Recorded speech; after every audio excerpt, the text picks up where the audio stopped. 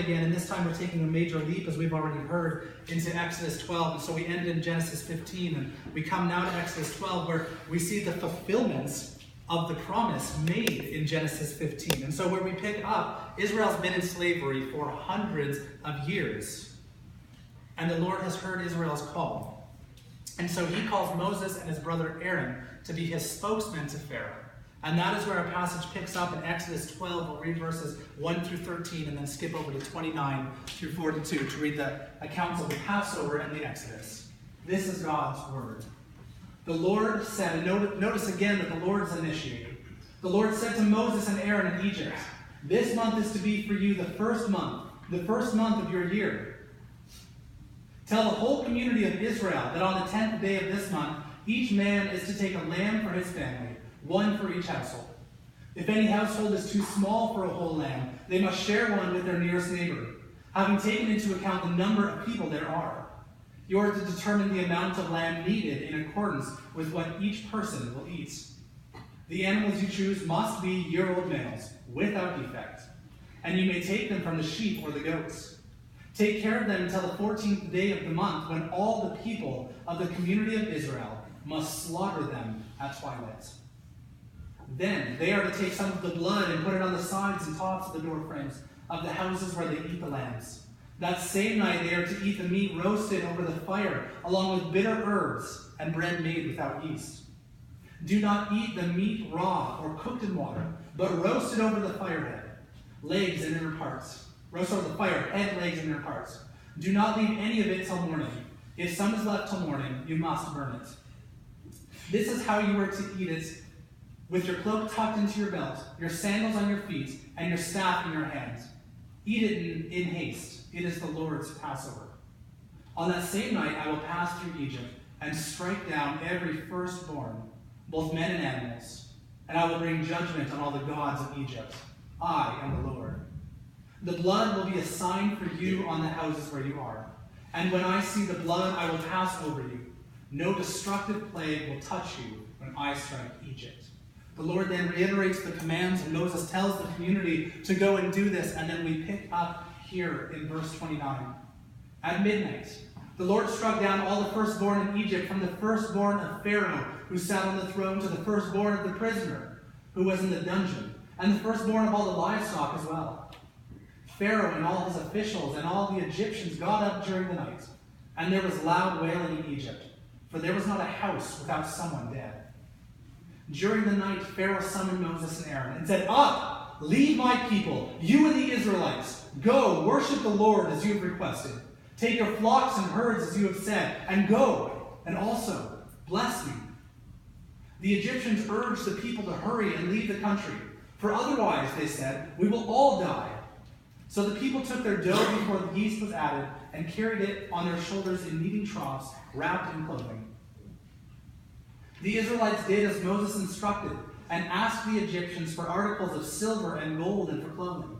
The Lord had made the Egyptians favorably disposed towards the people, and they gave them what they asked for, so they plundered the Egyptians. The Israelites journeyed from Ramses to Succoth. There were about 600,000 men on foot, besides women and children. Many other people went up with them, as well as large droves of livestock, both flocks and herds. With the dough they had brought from Egypt, they baked cakes of unleavened bread. The dough was without yeast, because they had been driven out of Egypt and did not have time to prepare food for themselves. Now the length of time the Israelite people lived in Egypt was 430 years. At the end of the 430 years, to the very day, all the Lord's divisions left Egypt. Because the Lord kept vigil that night to bring them out of Egypt, on this night all the Israelites are to keep vigil to honor the Lord for the generations to come. This is God's holy, inspired, and inerrant word. Now, I used to have a dog that I loved named Riley. And if you were around during the Wood Green days, you know that he was a staple in Dad's sermons for his antics.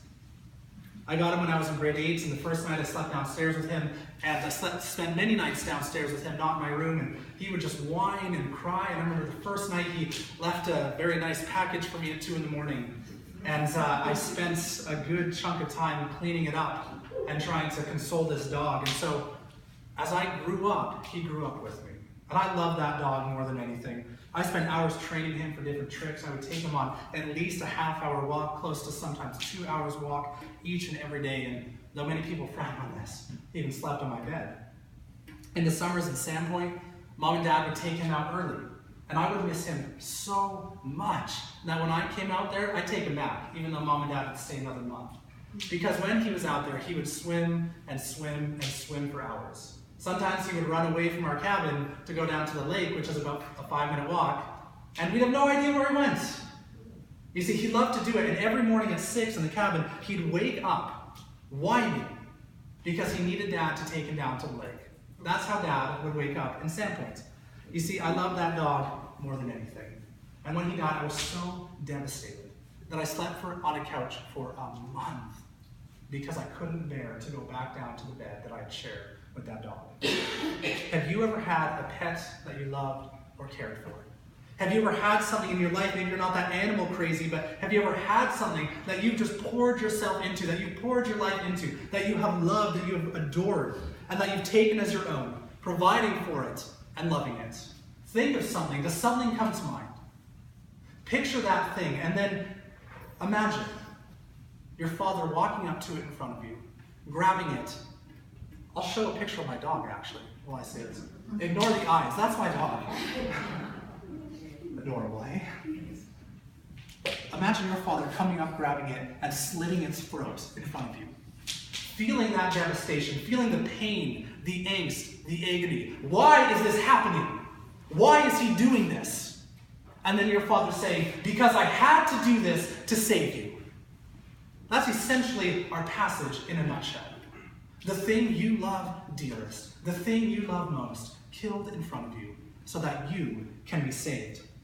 You see, here in our passage, the Lord institutes a lasting ordinance wherein a lamb that the family would get close to would be slaughtered. And they'd have to collect its blood to be used as a sign painted on their door frame and their doorpost for children to see, so that God would pass over them. And it foreshadows the dripping blood of the dead Jesus as he hung crippled, mangled, and lifeless on a cross to pay for the sins that we love oh so dearly. And so what the Lord is showing us in this passage is that he saves his people, but only through his blood and by his mighty arm. Now, as we jump into it, you've heard already the backstory of this passage, but obviously there's been this gap in time as we ended with Abraham and now we come to the Israelites. Abram did receive the promised child. It was Isaac. And Isaac had a son named Jacob who had 12 children who become the 12 tribes of Israel. And one of those children was named Joseph. And he was sold by his brothers into slavery. But the Lord was gracious to him and blessed him, and he became the second most powerful ruler in Egypt. And this all occurs near the end of Genesis, especially we read of Joseph's death in Genesis 50. And when a famine hit the land, the brothers came back and reconciled, not knowing it was Joseph, but they reconciled with him. And Joseph said, come, live here, let me provide for you. And so the Israelite family of about 70 people went down into Egypt, and they stayed there. But if you remember the covenant from last week, where God promised that this is going to happen, he said in verse 13 of Genesis 15, know for certain that for 400 years your descendants will be in a land strangers in a country not their own, and they will be enslaved and mistreated there. And this is exactly what happens. For you see, when the Israelite family is just staying there and just enjoying life and growing and experiencing the blessing of God, all of a sudden the dynasty in Egypt changes. And the new Pharaoh of Egypt looks at this people, and they're growing rapidly, and he says to himself, they might turn against me one day. They might want to unseat me, just as I've done. And so he decides, well, they're still small enough to enslave them, to make them his. And so he brings them under captivity. And so here, God's story has another major dilemma. Everything, I know there were problems in Genesis, but everything seemed to be going good with Abraham. The family was growing. He got this child of promise. And here's the dilemma. What now?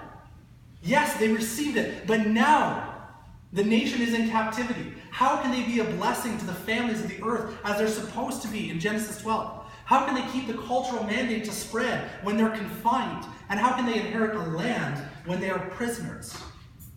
And so what Exodus 2 tells us is that with this in mind, God heard their groaning, and he remembered his covenant with Abraham, with Isaac, and with Jacob. And so to begin his great act of freedom, to prove himself true, his word true, and himself God, he calls Moses to be his representative before Pharaoh. Now, of course, Pharaoh's heart is going to be hard towards God. He doesn't know who this God is. He doesn't want to lose these slaves, especially because they can come and turn around and sack Egypt. And so he refuses to let the Israelites go. And so, as we've already heard, the Lord brings 9 plagues onto Egypt, each one saying, "Let my people go." And Pharaoh says no, because God makes his heart hard. Because what God is showing the Israelites is, when you leave, it is not because of Pharaoh's benevolence. He didn't say, "All right, I'm being tough, you can go." God's saying, "I will prove that I'm the strongest." Pharaoh's heart is going to be continually hard, and I will rescue you. I will bring you out when all of mankind is standing against me. When Egypt, with its strong Pharaoh, with its armies, stand against me, I will still bring you out.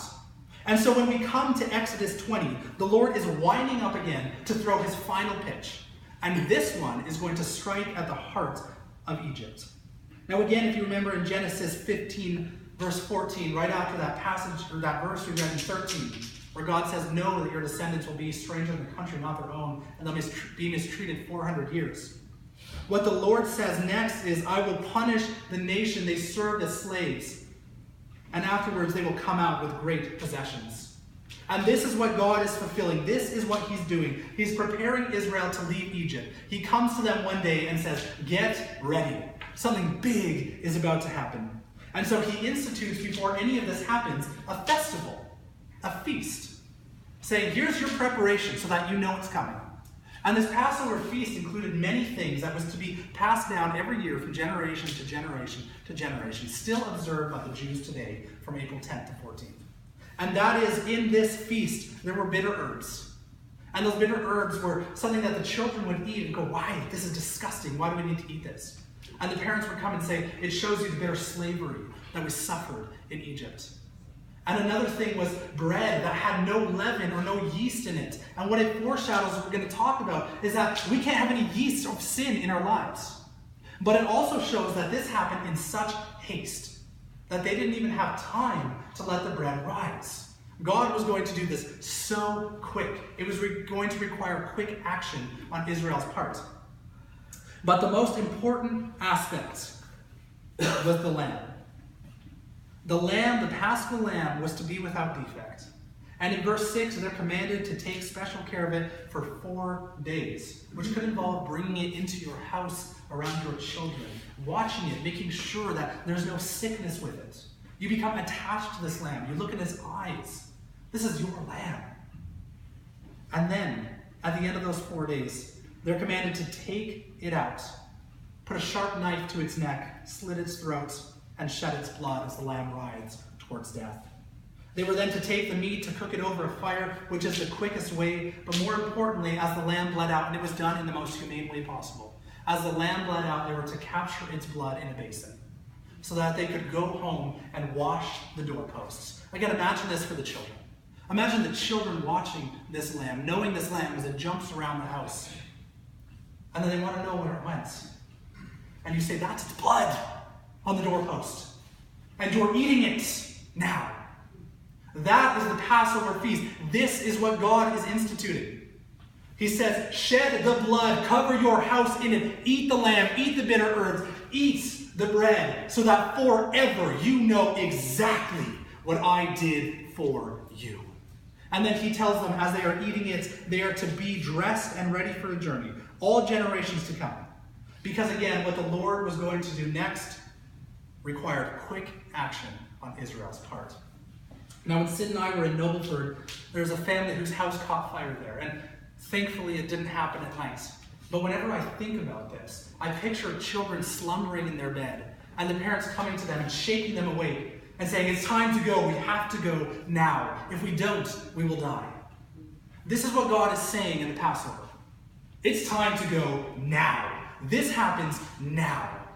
But before he does this, he tells them to stop and feast.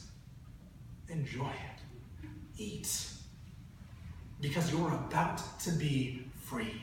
You see, this is what the Lord is setting up, this lasting ordinance for all generations to remember the time that God flexed his muscles for the world to see and take note.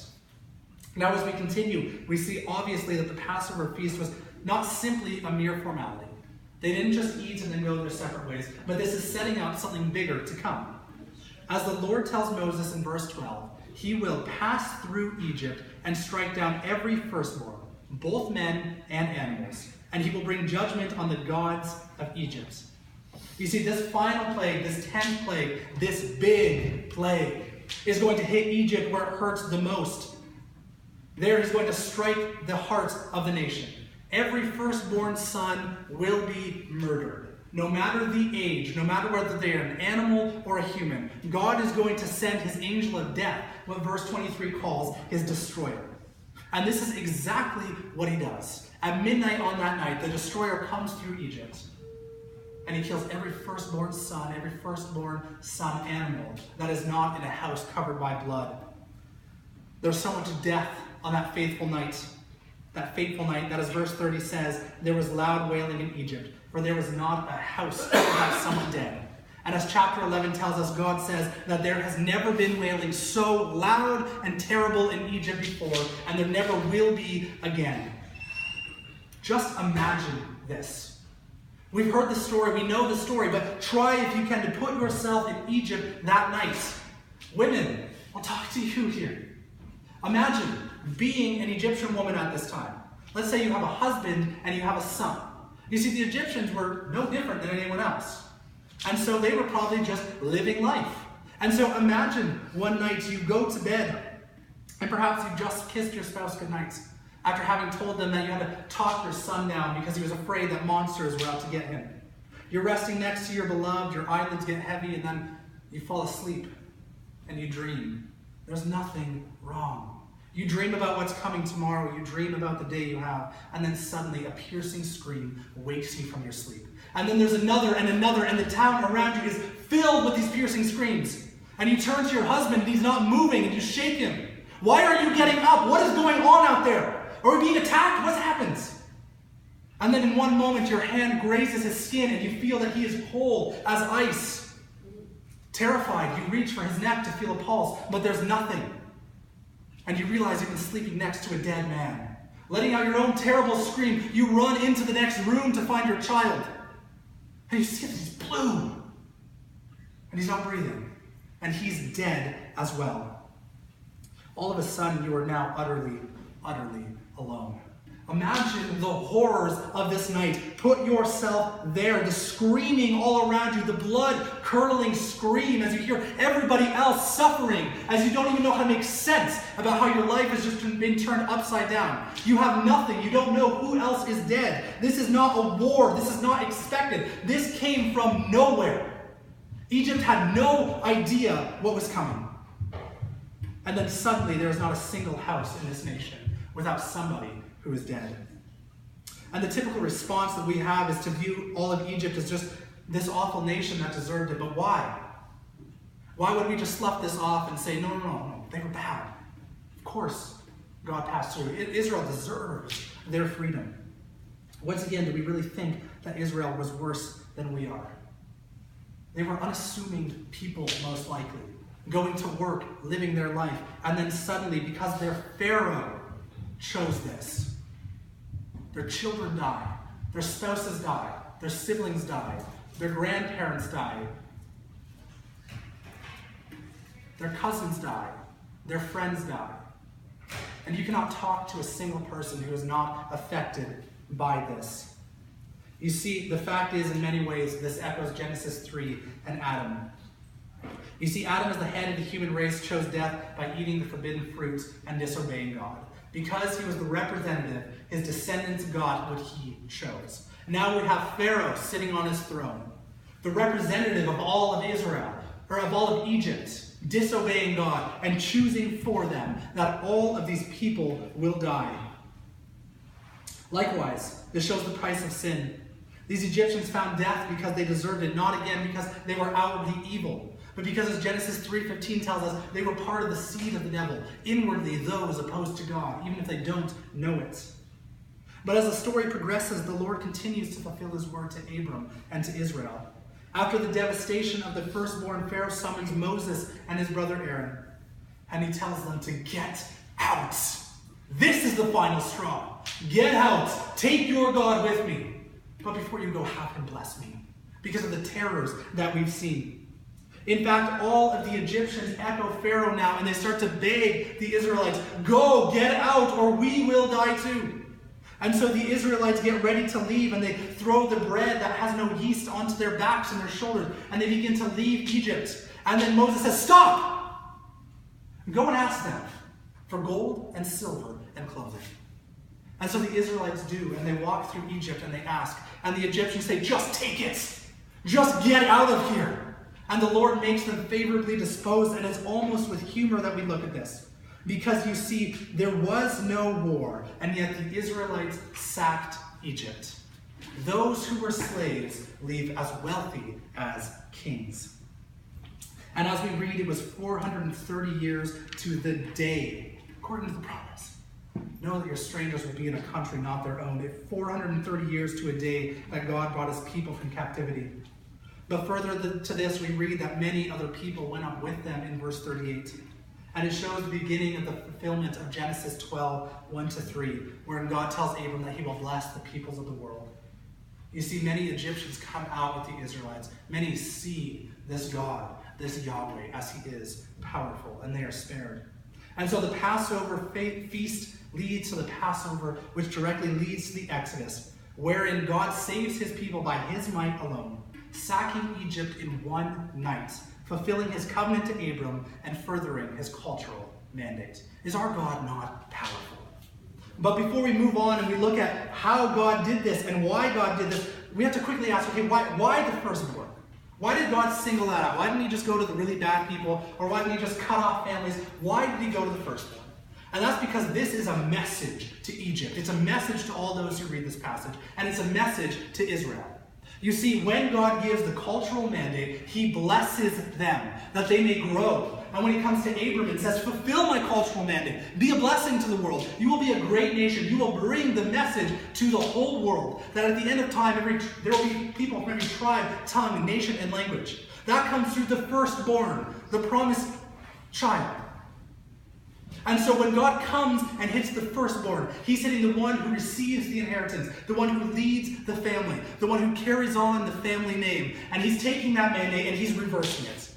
Where man is supposed to grow and spread and fill the earth and subdue it, Egypt is shrunk and brought in and destroyed. God is removing his blessing from them. That's why it's the firstborn. And look at how, by contrast, he's blessing Israel. When they go into Egypt, the family is 70 people large. But now, nearly 2 million people come out. And we know that because verse 38 tells us that there is 600,000 fighting men.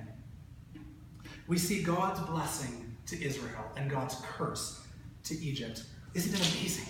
It's a horrible story, but we see how powerful our God is. You see, no matter what, he will always prove his word true. He will always keep his promises. He will always show himself to be fully holy, fully loving, fully just, fully mighty. He never, ever goes back on his word. Now, as we come back to the passage one more time, it's difficult not to compare Israel and Egypt. The biggest question I had when preparing this sermon was, why is Israel saved? Because growing up with this story and just hearing about the story and reading the story, I think because Israel deserved it. Come on, we're God's chosen people. But the answer is not because of their goodness, not because they deserved it, but simply because God promised. We don't know why, but God promised that he would do it. And therefore he does. But there's more, isn't there? There's something deeper to that.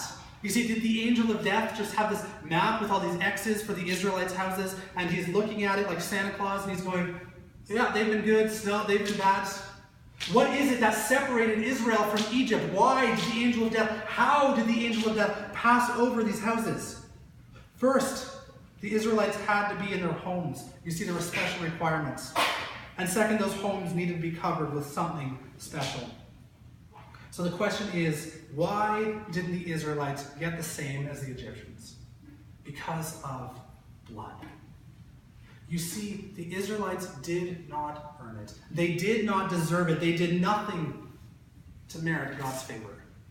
And if they did not put the blood on their house, they too would have found the death. If they had gone out of their house without the blood on it, they would have found death. If they went to an Egyptian's house for whatever reason, they would have found death. The only reason, the only thing that separates the Israelites from the Egyptians was not the Egyptians' badness or the Israelites' goodness. It was only blood.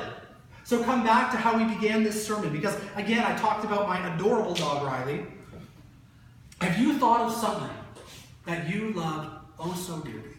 Perhaps it was a pet as well or something else. Because again, what the families were to do on this night was to take the Passover lamb into their home, to inspect it, we talked about this, to see that it's without any sort of defect. But again, imagine having this lamb constantly around. The children would, of course, get attached to it. Of course, the parents would get, in a way, attached to the fact that the children are attached to this. They would know that this is a special lamb, a chosen lamb, their lamb for them. And then suddenly it's taken away to be slaughtered. Imagine again the message that you have to tell your children. Where's our lamb? This is his blood. How would a child not be changed by that? How would parents not be changed by seeing their child wrestle with the fact that their lamb just had its throat cut? That it bled out, and we can almost picture this lamb just trying to shake itself free from this death grip, trying to get loose. We can picture it on the ground, life draining from its eyes, kicking around in pain, wriggling and writhing as it dies, as its heart stops beating. We can see the scarlet blood staining its perfect white wool. As the happy, the loved, the friendly lamb becomes a bloody, stinking mess. So why would God do this? Why is this the feast? What in the world is God saying? It comes, the answer, later in Leviticus 17:11. There he says, "For the life of a creature is in the blood, and I have given it to you to make atonement for yourselves on the altar." It is the blood that makes atonement for one's life. You see, the Israelites, again, if they didn't have the blood on the doorposts, they would not have been saved. It didn't matter what family they were born into. It didn't matter the promises given to their ethnicity. It was all about the blood. It alone separated them from the Egyptians. And so the reason for the slaughtered lamb, the reason that the kids would get attached to it, the reason you have to answer those tough questions, the reason you had to see the blood is because what God is saying is this: this lamb has taken your penalty.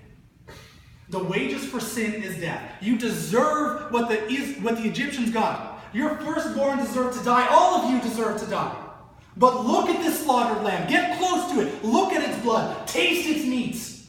Know this lamb. Befriend this lamb. Because that lamb is the reason that the angel of death is passing over you. That's the message that God is giving. So think of the thing that you love oh so dearly and imagine it watching it bleed out in front of you to pay the price for your sins. How can you be left unchanged? How can you walk away from that unscathed? This is a traumatic event. It is deep. It is painful. Or picture that thing that you love. Could you give it up to die in the place of another? Because this is what the Lord is starting to point us to in the story. This is when our story really starts to narrow in. That is, in Genesis 3, Adam and Eve are only covered when the blood is spilt. In Genesis 15, the promise is affirmed only by blood. And then in the coming Israelite history, they are redeemed, they are forgiven, they are experiencing God's grace only because of blood. The temple is cleansed only by blood. You see, it is all by blood. That is given, the life of another is given to pay for our sins. But then what Hebrews 10 tells us is that none of these things could truly take away the wrath of God. You see, how can a lamb pay the price for a human? They're not equal. In that way, the lamb had to be perfect. Because only a human could pay for another human. And so the lamb had to be perfect without defect. so that it could be considered good enough for this sacrifice. You see, you couldn't take your worst lamb, because that's not a sacrifice. You're going to take your best lamb. And so when we look at how a human can only pay for a human, a lamb can't pay for a human. Only a human can take place for a human. It's substitutionary atonement. Here, your human that pays the price has to be perfect. He too has to be without defect. You cannot sacrifice a sinful human and say, there, Lord, there's the price for my own soul. Because perfection requires perfection. And this is where the Lord brings Jesus blisteringly to the fore. You see, Jesus, the second member of the Trinity, God himself, came to us, born of a virgin, taking on flesh, born as a child, growing up as a man. And at every turn, he scorned sin. He fought against it. He rejected it. He lived perfectly. He was like a lamb, unblemished, untainted, his bones not broken, perfectly cleansed, perfectly white and righteous. And he came for one reason, to fulfill Genesis 3:15, to crush the head of the serpent, to redeem Eve's offspring, and to glorify our magnificent, mighty, and powerful God, all by dying. Though blameless, Jesus was strung up on a cross. He was left to die, and there, as he hung there to pay the price for our sins, there to be our Passover lamb for us, the Father came to him, and in wrath poured the anger for all the sins of the world on him. Relentless wave, so much so that the Puritans say, on the cross, the wrath of God was exhausted. He had nothing left to give. He just continually poured that anger for sin. I will take this sacrifice and I will destroy it. He watched as his own son cried out, as though watching his lamb bleed out in front of him. He took all his anger at sin, all the penalty that needed to be paid, and he laid it on Jesus, destroying the thing that he loved most. And then the Father turned his back on the Son. And metaphorically, he gathered up the blood so that he could go to you and wash you head to toe in it. So that when that second death comes, when the destroyer comes once more to grab his souls for hell, he will pass over you because the price has already been paid. Just as Israel was essentially raised from the dead in the Passover, also, so the Lord smiled on Jesus' perfect sacrifice, and as a reward, he raised him to new and everlasting life. He's the firstborn of a new family, a chosen inheritance to fulfill the promise to Abraham, that his children will inherit the land and will indeed be great in number. You see, as the lamb was a substitute for Israel's firstborn, so it points us to Christ Jesus being a substitute for all of God's chosen race. Israel was saved in the Passover because the angel of death was collecting his victims. He looked at the blood of the doorposts and he knew that the penalty had already been paid. Blood has been spilt in this house. No more needs to be spilt. The same is at the cross. Egypt perished while Israel lived simply because of God's gracious act. And so only if you believe in Jesus. There is no hope if you do not believe in him. There is no resurrection. There is no life. There is no salvation unless you bow the knee to Jesus. Unless you take his blood and you say, Father, wash me in it. If you do that, your penalty will be paid for in the true Passover lamb, Jesus Christ. Just like that. There again, the angel of God's wrath passes over you. And instead of finding death like Egypt, you're brought into a brilliant light, into a brilliant freedom, into newness of life, just like Israel. With Adam and Pharaoh, and I want to show that connection. The representative head, look what they bought. With Adam and Pharaoh, both chose death for those on our head. But Jesus, he brings everlasting life. Because he is the second Adam, the true representative head. He took on the price. The firstborn in Egypt died, but the firstborn of the next life brings us eternity. He is the only hope. Now, as the passage ends, it contains these words. The Lord kept vigil that night to bring them out of Egypt. Isn't it a beautiful picture? To see our God holding up the gate of Egypt, as it were, so that the Israelites could pass through. And so as we're leaving this passage, we ask ourselves, okay, I get that. I'm saved, I believe, but life is still tough. What does this passage have for me? While the Lord kept vigil for Egypt, what we hear in Hebrews is that the Lord Jesus, right now in heaven, is interceding for you, praying for you, keeping vigil for you, and watching over you every second of the day. That's Hebrews 7:25. He will care for you. He will continually remind you of the blood that he spilled. He will continually remind you, you're not a slave any longer. Egypt has no claim over you anymore. The devil has nothing over you anymore. You are not a slave to sin anymore. You are free. He is continually keeping vigil every second of the day, praying to the Father on your behalf, praying for you, that you can grow, that you can change, that you can be brought into the newness of life, that even now, before death comes and we pass into the next age, where there'll be no more sorrow, no more sickness, no more crying, no more tears, even now, the one who hung up on the cross to shed his blood for you does not forsake you. Even now, he cares for you. Even now, every night, every day, every second, your Jesus keeps vigil for you. And so as you live, give up the yeast in your life. Give into sin no longer, because any Israelite, again, that would have been in an Egyptian's house would have died during the Passover. They needed to follow God's word and do as he commanded. One commentator says the fact that the angel of death came when Egypt was in a deep sleep is symbolic of showing us that judgment comes unexpectedly when we are in a deep sleep of sin. If we choose to live in a sinful life, if we look at this man mangled and dying on the cross, and we're not changed, if we watch that lamb bleed out in front of us and we're not changed, you can expect that judgment will come unexpectedly. Expect the unexpected. It will come when we're slumbering in sleep or in sin. So picture again the thing you love most, even if it's your own child, because God gave up his. Picture them bleeding out in front of you and think on sin. I know that's a morbid thought, but the most prized jewel of God writhed in front of him, bled in front of him, died in front of him, like a slain lamb, just to pay the penalty.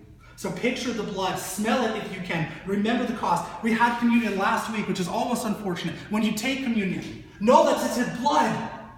That's the lamb, that's Christ broken for you, his blood for you. Remember it, picture it, and ask yourself as you look at his bleeding form, is sin really worth it? Is he not worth giving it up all for? Is he not worth following?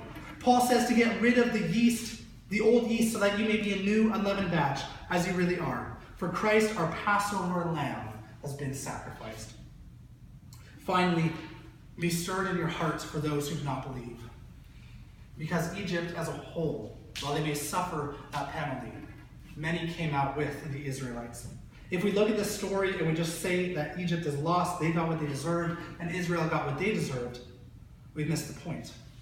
You see, what happens when God's angel passes right through here in Arbor Bay, and he claims a soul that does not belong to him, and then another and another?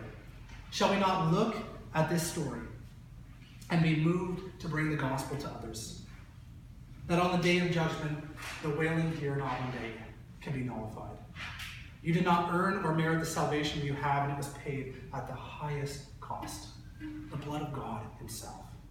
Bring the message so that the blood of Christ may cover others, and so that they do not suffer the wrath and the penalty, but instead leap into the arms of God and praise him endlessly. Bring the word that it is Christ's blood alone that offers us salvation. Nothing in you, nothing good in you. It is his blood alone that brings us from brokenness to glory, so that the Passover may continue even to this day.